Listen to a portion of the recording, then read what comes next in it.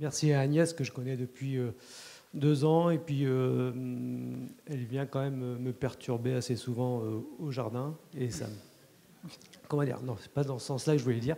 C'est plutôt dans le sens, elle permet de m'échapper. Elle passe, elle m'a dit, je suis de passage, est-ce que je peux venir voir? Est-ce qu'on peut venir aller chercher des plantes quelque part? Et ça m'intéresse, ça m'évade aussi. Donc, et puis l'occasion de ce week-end aussi, également ici. Moi, je vais vous parler de Villandry. Je remercie Alix d'avoir fait une belle présentation de l'historique. Ça va m'éviter de le faire parce que moi, je suis jardinier. Je ne suis pas historien des jardins. Je suis à Villandry. C'est un jardin qui est chargé d'histoire, qui est un jardin patrimonial. Effectivement, c'est une restitution. C'est ce qui aurait pu exister au temps de Jean Le Breton, qui était propriétaire de ce jardin, qui a construit ce jardin sur une base d'un château du Moyen-Âge, qui a donc construit ce château. Voilà un petit peu pour le panorama sur l'histoire.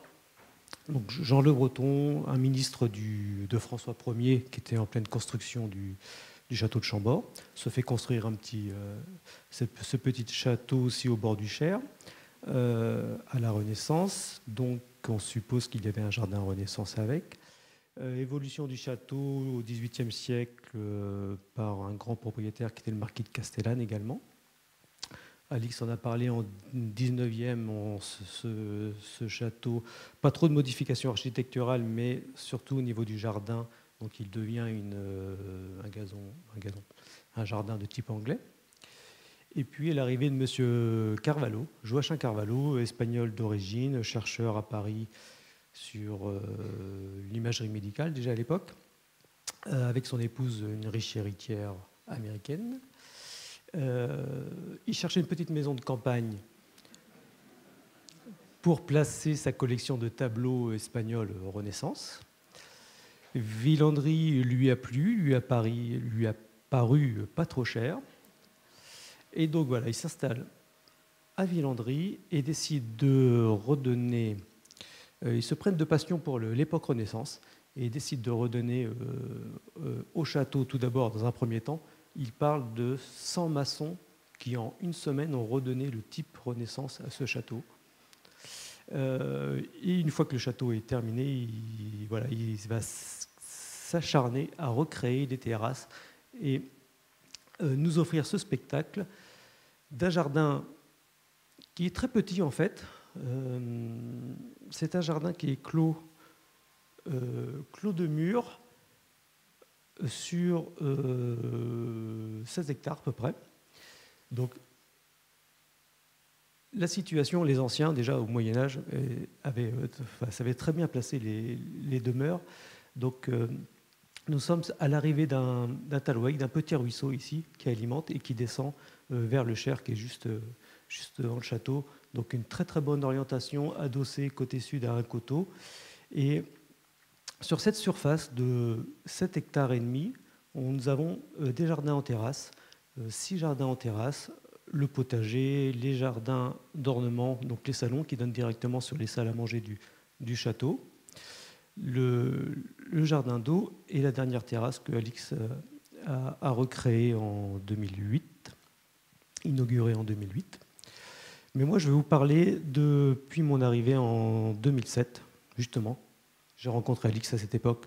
J'étais embauché pour planter ce jardin-là. Puis, suite à la plantation, voilà, on m'a donné les clés du château et du jardin surtout.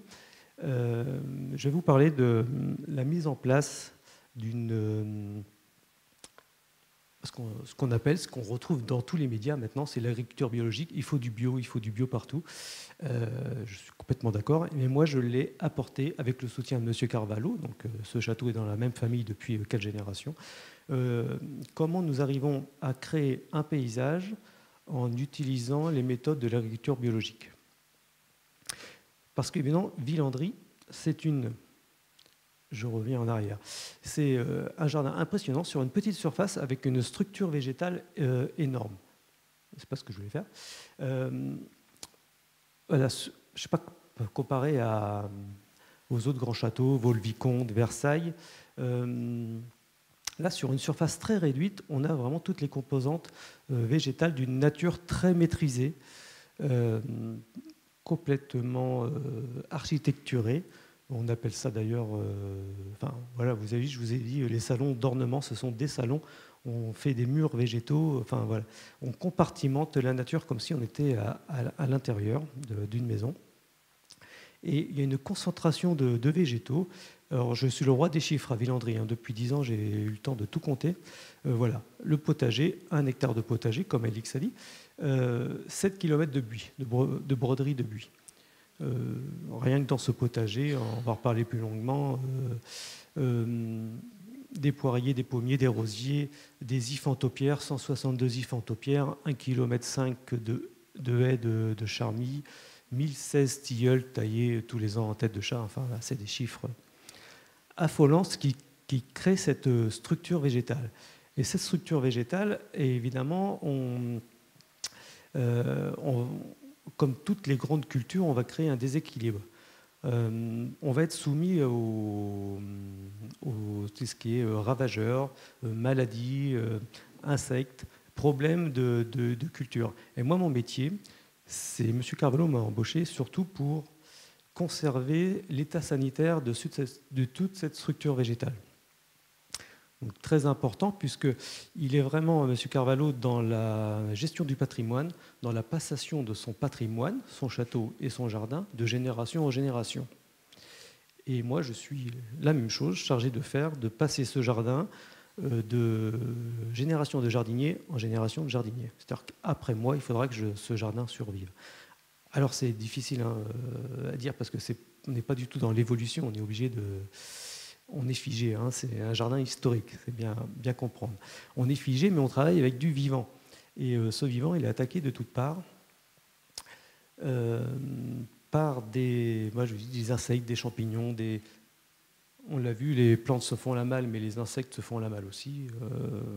Des nouvelles variétés qui viennent un petit peu nous embêter. Donc voilà, mon premier travail. Ce qui est faux, maintenant c'est devenu l'inverse. Maintenant c'est plutôt la gestion du personnel, mais je vous en parlais. Mais normalement le premier boulot, c'est la gestion de l'état sanitaire de tout ce jardin. La lutte biologique, pour moi, c'est 4 domaines. La lutte contre les insectes ravageurs, les maladies du feuillage, donc les maladies cryptogamiques, mildiou, oïdium, tavelure, on a plein. La fertilisation, parce qu'on est dans de la grande culture, donc il faut préserver notre sol, il faut donner à manger quand même tout ce qu'on fait passer. Et là, je pensais que je m'étais débarrassé du mot les mauvaises herbes, parce que c'est vraiment... mauvaise herbe. Non, mais en plus, et dans notre langage de jardinier, à Villandry, on l'a complètement oublié, ce terme mauvaise herbe. On est sur les herbes indésirables. Voilà, pour nous, elles sont indésirables à cet endroit-là. Donc, le passage à la lutte biologique, j'ai voulu suivre les recommandations de l'agriculture biologique. Sachant que nous sommes dans un jardin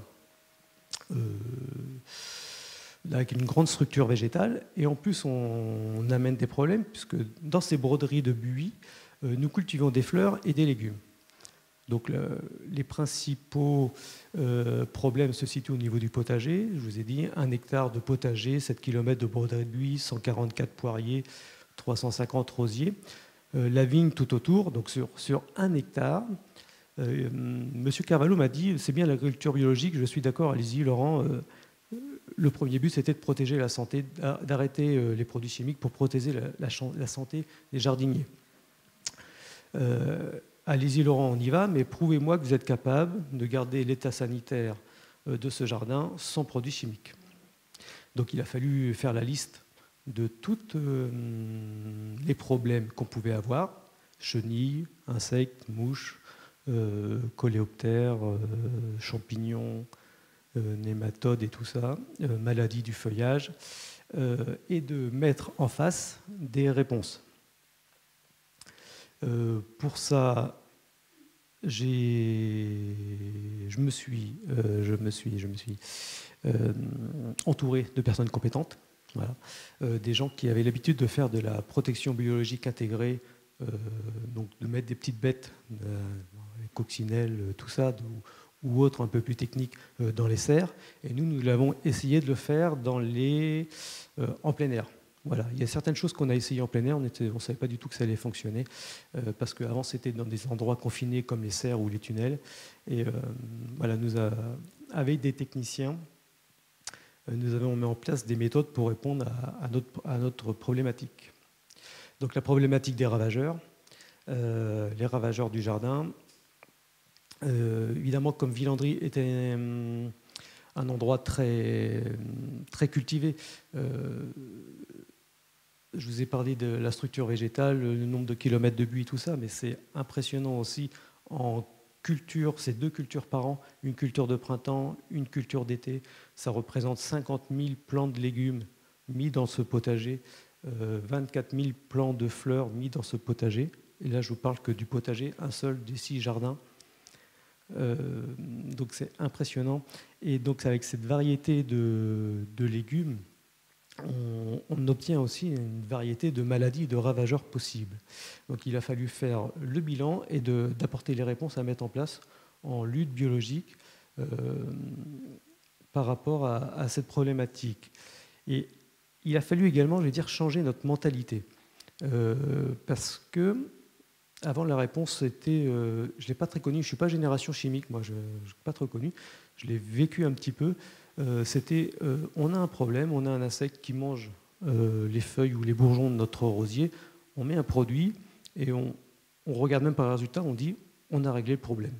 Voilà, c'était ça. Moi, je ne suis pas du tout de cette génération et j'ai préféré regarder, dire à mes jardiniers, allez-y, dites-moi, dès que vous voyez un problème, un insecte que vous ne connaissez pas, dites-moi et après on va prendre la nomenclature, les livres, on va chercher, on va voir s'il faut faire une réponse et on va voir s'il ne faut rien faire. Sur 350 rosiers-tiges dans le potager, si j'ai quelques chenilles ou tentraides, je ne sais pas trop bien ce que c'est, qui vont me manger quelques dizaines de bourgeons, est-ce que ça vaut le coup de sortir le pulvérisateur et de traiter? Sur la masse de Villandry, moi, ma réponse a été non, quoi. Donc, j'ai formé les jardiniers, je leur ai dit, attendez, on va observer, on va voir. Dans la majorité des cas, on ne fait rien. La nature reprend ses droits et va se gérer toute seule. Voilà, donc ça c'est un petit problème sur l'escargot qu'on pourrait avoir sur les limaces escargots sur les salades. On est en plein dedans, mois de mars, demain j'espère que mes jardiniers commencent la plantation des salades, ils ont intérêt, c'est dans leur programme. Donc en 15 jours, on a 24 000 salades à mettre dans le potager, forcément avec ces météos et les petits gris. Voilà, donc on va regarder qu'est-ce qu'on fait. On a fait des récoltes, parce que dans nos broderies de buis, c'est une belle cache à escargots, ils sont planqués, ils se reproduisent très bien.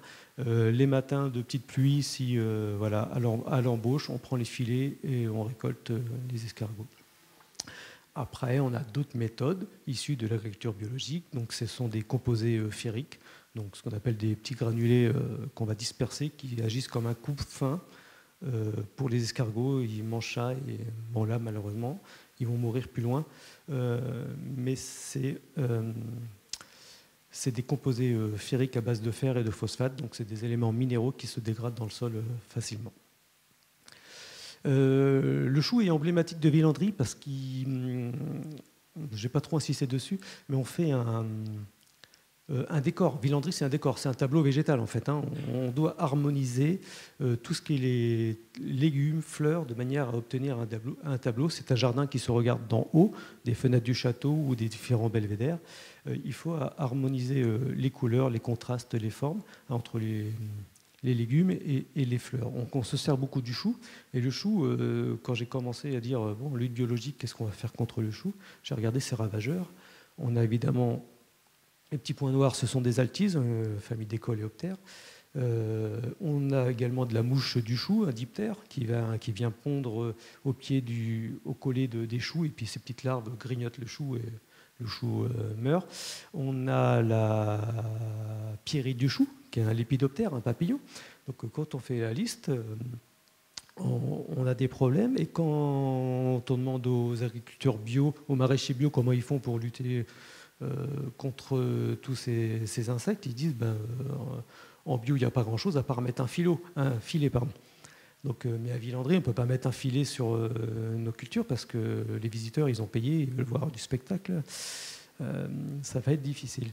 Donc voilà, avec l'agriculture biologique, on va...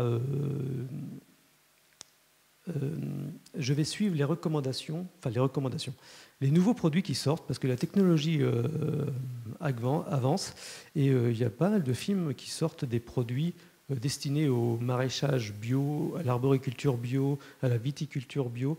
Là, on est en avance sur pas mal de choses. Je pense parce qu'il y a si ça travaille, c'est qu'il y a une raison économique à faire de la viticulture bio.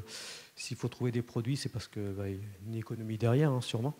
Mais ils sont très en avance. Enfin, ils sont en avance et ils nous sortent des choses très bien à base d'huile, d'éléments minéraux, d'huile essentielle.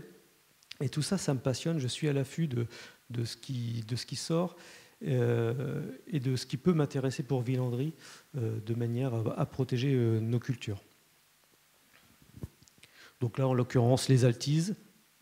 En bio, il n'y a rien à part le filet. Donc je peux que perturber les altises. Voilà. On sait qu'elles ont un cycle court sur nos choux. Elles s'attaquent aux jeunes choux, surtout entre le début juillet et début août. Je n'ai pas le droit de partir en vacances à cette époque-là. Il faut que je sois là, mais je peux que perturber en fait les attaques d'altise avec des savons, des huiles, de l'arrosage automatique. Voilà, il faut que je sauve mes choux. C'est Monsieur Carvalho et il y tient. La coccinelle. Alors la coccinelle, ça c'était le troisième effet qui se coule du passage au bio à Villandry. On ne s'était pas préparé à ça. C'était l'effet médiatique. Voilà, tout le monde, les médias se sont parés. Ouais, Villandry passe au bio, c'est super. On va voir ce qu'ils font. Préparez-moi des coccinelles. Oui, d'accord. Alors j'ai utilisé les coccinelles, j'ai fait des lâchers de coccinelles au départ parce que j'ai mis le parapluie un petit peu. Je ne vais pas perdre mon boulot, il faut vraiment que... Donc j'ai commandé des seaux de 10 000 larves de coccinelles pour inonder le jardin. Pas de la coccinelle asiatique, de la bipunctata, de la bicoccinelle européenne qui est facile en élevage. Pour lutter contre ces pucerons cendrés du pommier. Et au fil du temps, on apprend, on observe, on apprend la nature. Et je me suis rendu compte, pas tout seul aussi, parce qu'on a fait quand même un inventaire de l'entomofaune du jardin après l'arrêt du chimique. Alors, on aurait dû faire un inventaire avant, avec le chimique, ça aurait été vite fait, et un inventaire après sans le chimique. Mais on n'a fait que l'inventaire sans le chimique et on s'est aperçu qu'on avait 7 variétés de coccinelles naturelles, presque une trentaine de variétés de petites guêpes parasitoïdes. Alors c'est pas la guêpe que l'on connaît jaune et noir, c'est les petites guêpes 2-3 mm, on les voit pas beaucoup, mais c'est des parasitoïdes, ça vient sur les pucerons, c'est super, mais une trentaine de variétés, je passe les cirfes, tout ça, les carabes, on a tout ça. Tout ça est revenu dans le jardin. Et pour les coccinelles, en fait, s'il y a une télé qui veut voir des coccinelles, je vais acheter 100 larves de coccinelles juste pour la télé. Sinon, en fait, je me suis aperçu que j'avais à cette culture, là où on a un risque de foyer de pucerons cendrés sur les pommiers début mai. Et ça correspond en fait à l'époque où j'ai des fèves dans le jardin. Les fèves, j'ai des pucerons noirs. Si j'ai des pucerons noirs, j'ai des coccinelles. Voilà. Donc, Villandry, on ne dirait pas comme ça. C'est très figé, c'est très strict, mais il y a de la culture associée. Je pourrais dire comme ça. Alors après, il faut se méfier de la nature, parce qu'il faut quand même observer. Et là, moi, je suis là pour un petit peu faire le gendarme, parce que les coccinelles sont un petit peu feignantes. Elles peuvent Et les pucerons sont malins, ils arrivent bien plus tôt, 3 semaines, il y a toujours un petit décalage avec les coccinelles. Je ne vais pas faire tout le cycle du puceron, mais c'est impressionnant, enfin le monde des insectes. Les premières fondatrices, les premières femelles pucerons, elles sont élevées par les fourmis dans les fourmilières qui elles montent tout de suite dès les premières feuilles de pommier, elles montent les fondatrices. On a essayé de lutter contre les fourmis. Alors je ne suis pas entomologiste, mais voilà, on a mis de la glu arboricole pour éviter que les fourmis montent sur les pommiers. Elles se suicident, elles font un pont de fourmis et après elles passent par-dessus pour quand même monter les... Mais le monde des insectes est impitoyable. Donc, grâce à des produits issus pour l'agriculture biologique, si jamais il y a un petit peu de retard dans mes coccinelles et que je vois que j'ai trop de foyers de pucerons cendrés, si ça va trop vite, je peux intervenir grâce à un produit à base d'huile. C'est un produit... Alors, j'essaye de suivre toutes les certifications et les homologations, puisque c'est des produits phytosanitaires. On travaille avec le masque, la combinaison, les gants. Il y a toute une réglementation. On a une armoire à pharmacie qui est réglementaire. Tout ça. Donc, il faut suivre les préconisations de ce produit et l'homologation pour laquelle il est autorisé. Donc, j'ai un produit à base d'huile qui fait insecticide sur le puceron cendré. Il est homologué que sur le puceron cendré. Et je l'utilise une fois dans l'année. Je crois qu'on a le droit à 3 fois dans l'année. Mais moi, je l'utilise qu'une fois dans l'année. C'est vraiment entre le 1er et le 5 mai, si les coccinelles sont en retard. Et sur ce produit, il y a vraiment marqué 3 passages dans l'année que sur puceron cendré. Et j'étais en vacances. Il y a eu du puceron orange sur les lauriers roses qui sont en bac. Un de mes jardiniers, enfin on n'est que 3 à utiliser les produits, hein. Un de mes jardiniers a pris ce produit-là, l'a mis sur le puceron. Il dit Laurent le met sur le puceron cendré, on va le mettre sur le puceron orange. Ça a brûlé les feuilles de laurier rose, quoi. Il y a eu une réaction phytotoxique. Donc maintenant, même en vacances, il ne touche pas au produit, ou alors je réponds par SMS, c'est moi qui donne la dose et tout le. Voilà. Mais. Nous arrivons aux 25 minutes. Ah ouais, quand même. Alors. Qu'est-ce que je voulais dire? Voilà, ça c'est très beau, c'est pour les médias, voir les petits sacs de toile de jute comme ça. Mais juste pour l'histoire, là on est sur le poirier. Quand je suis arrivé, les poiriers étaient envahis de psylles. C'est un genre d'insectes piqueurs-suceurs comme le puceron. Beaucoup de psylles, donc fumagines, ils étaient tout noirs, tout ça. J'ai acheté 80 € de punaises Anthocoris, une petite punaise. J'en ai pour 80 € sur 1 hectare. En 2 passages, 2009-2010, et maintenant il y a une régulation des populations de psylles. Ce que je veux dire, c'est que oui, je suis peut-être un tueur, je vais peut-être tuer des pucerons, mais je ne suis pas un exterminateur. C'est-à-dire qu'on a réussi à créer en 10 ans un équilibre dans ce jardin, un équilibre écologique. Il y a encore des psylles, mais il y a quand même des punaises Anthocoris qui se sont installées et qui viennent manger. Mais psylles qui ne créent pas de surpopulation qui pourrait avoir un impact visuel sur le jardin. La dernière chose que j'ai oublié de dire, c'est qu'on n'est pas producteur. Je m'occupe que de l'esthétique. Il faut vraiment que je réussisse, même si mes poires, mes pommes sont piquées ou un peu tablées, c'est pas trop grave, quoi. Moi, c'est l'esthétisme du jardin que sur le feuillage. Mais la production n'est pas perdue, hein. C'est plus de 400 kg de poires, 800 kg de poivrons. 3 variétés d'aubergines, choux, poireaux. Voilà, il y a 3000 poireaux qui sont produits dans Villandry sur ce potager. Ne s'est pas perdu. Le personnel du château, les jardiniers en profitent et on donne aussi également aux visiteurs qui peuvent repartir. S'ils sont là le jour de la cueillette, c'est pas tous les jours, c'est quand j'ai le temps en général, c'est le vendredi. On cueille les légumes et on donne aux visiteurs. Donc en plus, on ne veut pas les empoisonner. Donc voilà. On parle aussi de biologie dans les médias. J'ai du mal avec la pédagogie. Les petits hôtels à insectes, les petits panneaux, attention. J'ai du mal parce que bon, je suis un peu au-dessus, moi je vais un peu plus vite. Mais voilà, sachant qu'on a fait un inventaire des insectes sur le potager, on a fait également un relevé des oiseaux, 89 espèces d'oiseaux sur l'ensemble de la propriété. Voilà, c'est un jardin qui est très riche, c'est ce qui ressort de l'ensemble des visiteurs. C'est une harmonie, l'harmonie dans les paysages, dans la couleur, le son le bruit des fontaines et le son des oiseaux. Même s'il y a 1000 visiteurs dans le jardin, on arrive quand même à trouver des moments de quiétude. C'était un petit peu mon propos, c'est un petit peu ce que je voudrais qu'on retienne de moi à mon passage à Villandry, c'est que Villandry, c'était strict, très figé, très régulier, très maniaque, mais il y a quand même une vie dans ce jardin. Il y a des jardiniers, il y a des visiteurs, mais il y a toute une vie, des oiseaux, des insectes. Et pour arriver à ce résultat-là, j'avais vu quelques photos, Alix, de permaculture. J'ai regardé la définition. Moi, ce qui me plaît dans la définition de permaculture, c'est culture permanente. Et donc, pour la culture permanente, il faut protéger notre sol. Et moi, c'est l'essentiel. Donc là, ces petites photos, c'était pour vous parler des types d'engrais et des amendements. Mais voilà, les nouvelles technologies maintenant, ce fait qu'on va se passer des engrais. Alors pour les chiffres, quand je suis arrivé, il y avait 13 tonnes d'engrais qui étaient passées sur le site de Villandry. On n'est plus qu'à 3 tonnes d'engrais et 3 tonnes d'amendements. Voilà, c'est ce qu'on tend à ça, c'est-à-dire se passer des engrais. Les engrais, c'est l'NPK, azote, potasse, phosphore, en organique. Hein. Je parle que pas de chimique, hein. Je ne connais pas. Donc maintenant, on va se diriger vers des amendements, c'est-à-dire améliorer la vie du sol avec des bactéries, privilégier évidemment les vers de terre et tout ça. Ça, c'est revenu naturellement.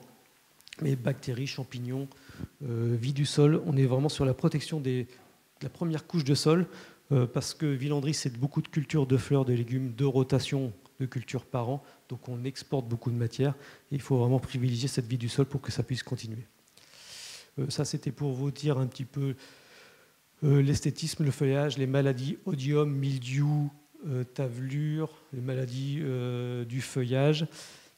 Pour moi, c'est facile puisque je ne suis pas dans la production, donc je reste dans l'esthétisme. Mais là, on est sur les biotechnologies. Maintenant, j'ai de la cécidomie, qui abîme un peu l'esthétisme au printemps des poiriers. C'est un petit diptère, une mouche qui vient pondre, le petit asticot est sur la feuille et ça fait que le poirier réagit en s'enroulant. Et ça devient assez désagréable à l'œil pour le poirier en plus. Donc maintenant on utilise des nématodes. Voilà. Première année 2018 où j'ai utilisé des nématodes. Des nématodes, ce sont des petits vers microscopiques. Ça se présente sous forme de poudre que l'on dilue dans l'eau, on pulvérise. Et c'est vraiment des missiles à tête chercheuse qui viennent chercher les larves de cécidomie. Alors est-ce que c'est... Moi, je ne suis pas scientifique, mais j'ai vu que ce n'était pas trop mal en 2018. Je vais recommencer en 2019, parce qu'il y a toujours, quand on fait des choses comme ça, il y a toujours une part de climat hein, qui joue le moment vraiment, et puis le moment des passages par rapport à la biologie des insectes, important. La vigne aussi, on a aussi de la vigne, donc pareil, là, on ne veut pas intoxiquer les touristes qui grappillent le raisin en se promenant. Donc on est sur des variétés anciennes de Loire. Maintenant, même, je replante même des variétés bonnes à manger. Pour le dire, un seul traitement en 2018, un seul traitement cuivre et soufre pour lutter contre l'odium et le mildiou de la vigne. Donc voilà, on est loin. Je suis bien en dessous du nombre de passages de l'agriculture biologique. Je ne demande pas des rendements, mais je demande juste d'avoir un peu de raisin pour que les visiteurs mangent. La maladie du buis. Hop. Parce que sinon, pareil. Maladie du buis, alors je vais faire simple. À Villandry, on s'en sort. On a été des fortes discussions avec M. Carvalho. Il était partisan de tout changer, de changer de variété de buis. Moi, j'étais partisan de ne rien faire. On a fait un compromis. La maladie du buis, c'est le cylindrocladium. C'est mortel pour le buis. On s'est aperçu qu'il touchait surtout les Buxus sempervirens suffruticosa. C'est le buis historique des jardins historiques, cette variété sempervirens suffruticosa. On est en train de supprimer toute cette variété de suffruticosa du jardin pour le remplacer par un autre Buxus, Microphylla faulkner. Et on va encore avoir des nouvelles variétés beaucoup plus résistantes à cette maladie. Voilà. Je pense que maintenant, il faut arriver à vivre avec ces nouvelles maladies et il faut s'adapter et trouver des variétés résistantes. À Villandry, on ne peut pas se passer du buis, on ne peut pas mettre autre chose, donc il faut qu'on reste là-dessus. Voilà, c'est aussi un petit peu la philosophie de Villandry. Si on a un problème, on a les moyens de changer, de réagir vite. J'avais beaucoup de pucerons lanigères sur des pommiers en palmettes, palissés contre les murs. Alors c'est radical, il faut avoir les moyens, mais moi, je suis arrivé en 2007, ils mettaient tout ce qu'ils pouvaient en chimique, même qui n'était plus autorisé, dessus, sur ces lanigères. Les pucerons lanigères étaient résistants. Ils ne mouraient, on n'arrivait pas à s'en débarrasser. Donc en bio, forcément, il n'y a pas grand-chose d'autre. J'ai arraché tous ces pommiers qui avaient une vingtaine d'années et j'ai mis du poirier, parce que je sais que le poirier, je suis fort, et que j'arrive à lutter contre les psylles et quelques pucerons noirs et pucerons verts. Voilà, donc ça a un coût, mais on va dire que c'est une mesure radicale pour éviter les problèmes. J'ai fait la même chose sur les rosiers. On ne traite plus les rosiers, puisque de toute façon, j'ai changé beaucoup de choses, et tout ce qui était malade, je remplace par des variétés qui ne sont naturellement pas malades. Donc voilà, c'est simple. Non, c'est pas simple, c'est simple. Simple, efficace. Voilà, une vue d'ensemble des jardins d'ornement. Je suis assez fier quand même, parce qu'avec 12 ans de recul, on n'a pas de pertes. Enfin, on n'a pas de pertes. Voilà, des taupières, on a 162, c'est des taupières qui ont plus de 100 ans pour certains. J'ai pas de pertes, quoi. Et pourtant, ils n'ont pas d'engrais au pied, ils n'ont pas de traitement. Voilà, c'est le but de garder sa structure végétale. C'était pour vous dire un mot de fertilisation, mais ça je vous en ai parlé. Voilà. Je suis aussi bien capable, avec ces engrais organiques, 100% organiques, autorisés en agriculture biologique, de faire aussi bien que devant les mairies, les grandes jardinières de géranium à coups d'algo-flash, engrais liquidés, tout ça. Moi, en engrais organique, je fais la même chose, des belles potées. Nous avons des clémentiniers de Corse qui ont plus de 70 ans. Rien qu'avec mon engrais organique, j'ai 3 à 5 kilos de clémentine par pied. Un jardin, c'est des hommes et des moyens. Voilà, une petite photo pour les techniques de gazon. On est assez friand de matériel. On va dans tous les salons, tout ce qui peut nous aider. Donc, le secret des gazons, parce que je reviens sur la méthode commerciale. Les commerciaux, tous ceux qui vendent des produits, ils ne rentrent pas à Villandry, ou alors ils payent leur ticket, mais ils ne viennent pas me voir. C'est moi qui convoque les gens si j'ai besoin de quelque chose. Donc voilà, ils nous vendent à l'époque des produits désherbants sélectifs. Vous savez, là, mais c'est moi ce que j'appelle la méthode américaine, c'est on vous rend dépendant d'un produit. On va vous donner du chimique qui va vous désherber les gazons, enlever les mauvaises herbes, les herbes indésirables du gazon. En fait, ils vous rendent dépendant c'est la méthode américaine, ils vous rendent dépendant à ce produit. Quoi. Je suis désolé, mais moi je n'adhère pas à ça. Voilà, on s'aperçoit qu'avec un travail mécanique sur du gazon, de l'entretien régulier, on arrive à avoir des gazons dignes d'un Stade de France. Et encore, les Stades de France, ils mettent du plastique dedans. Voilà, un gazon digne c'est Monsieur Carvalho joue au tennis. On avait un vieux terrain de tennis en terre battue dans les années début du 20e. Monsieur Carvalho m'a dit Laurent, on ne ferait pas un terrain. Ah bah oui. Là j'y vais à fond. Et donc on a un sol très sportif. Ce que je voulais dire, un sol sportif très entretenu, compliqué. En gros, c'est de la grande culture. Moi je le fais en 100% bio. Et voilà, ça marche très bien. Le jardin du soleil, le jardin d'Alix. Parler d'hôtel à insectes, de toute façon, Villandry, sur ces 16 hectares, on est assez riche. On peut toute la vallée assez pour avoir les oiseaux, des cachettes, voilà, on est assez riche. Ah oui, ça c'est aussi le désherbage des allées. Sans glyphosate. Le glyphosate, j'ai passé du glyphosate quand j'étais jeune en tongs et en short, je l'avoue. C'est fini, il y a longtemps que j'aurais pu. Donc, à nous de trouver des moyens pour ces herbes indésirables. On a ce petit gravier de la Loire qui est indispensable à Villandry. À nous de trouver des moyens pour lutter contre ces herbes indésirables à ces endroits-là, puisque l'esthétique de Villandry doit rester esthétique. Voilà, ça va passer par des poses de géotextile. On remet du sable et du gravier. Alors, c'est tout simple. Je sais pas, Ça va pas plaire aux concepteurs de jardin parce que ça coûte pas cher en fait. Je me suis aperçu que on est obligé d'avoir ce petit gravier, cette mignonnette de Loire qui est très jolie dessus. Et pour désherber, on a une machine à la main. Ça s'appelle une paroi oscillante, une poussée tirée comme ça. Et c'est assez physique, mais en fait, si on met du sable, les herbes indésirables, elles vont raciner dans le sable, parce que ce sable, il va rester longtemps humide, puisqu'il y a l'arrosage automatique. Et donc, elles sont feignantes, enfin pas feignantes, elles sont réalistes. Elles sont bien, elles ont de la chaleur, elles ont de l'humidité, donc elles vont raciner dans le sable. Et nous, avec nos petits outils à main, on va pouvoir les déloger facilement, quoi.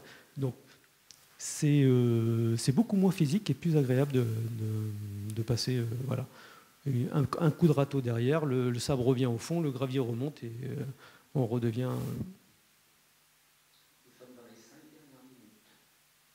J'en termine. Avec ce jardin d'eau, voilà, c'est que des gazons. Et pour moi, c'est un jardin. Voilà, c'est un entretien permanent, une fertilisation, un travail mécanique. Ah, voilà, genre d'outils aussi qu'on peut avoir.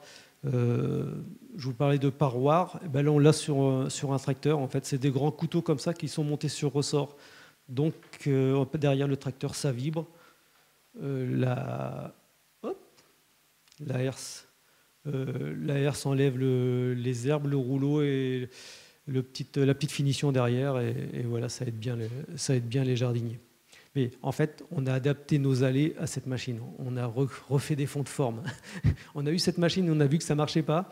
Et on a adapté nos allées. On a refait toutes nos allées avec un fond de forme costaud, la pellicule de sable. On règle la machine avec les petites manivelles juste à la hauteur du sable. Et voilà, on passe. Alors, c'est un jardin qui demande beaucoup de temps, beaucoup de travail. Nous sommes 10 jardiniers à plein temps, 11 avec moi. C'est impressionnant, il faut pouvoir se le payer, hein, je suis bien d'accord. Mais voilà, en gros, on revient à ce qu'on avait avant, on ne se fie plus aux chimiques, c'est la main-d'œuvre qui refait le. Donc la main-d'œuvre aussi, voilà, pour travailler en sécurité, pour que les jardiniers soient le plus confortables possible, c'est parce que les jardiniers, ils sont en 35 heures. Hein, si on leur, j'ai eu un passage difficile entre 2009 et 2019, c'était 2015 où mes jardiniers, j'ai eu une grève. Ils ne voulaient plus désherber.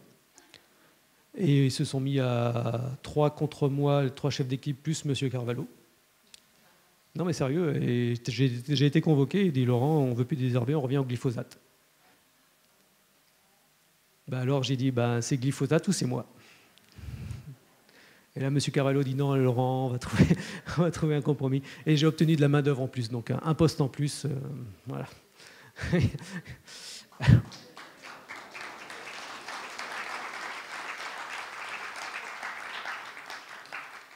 Mais ça reste la base, ce métier de jardinier, mettre les mains dans la terre.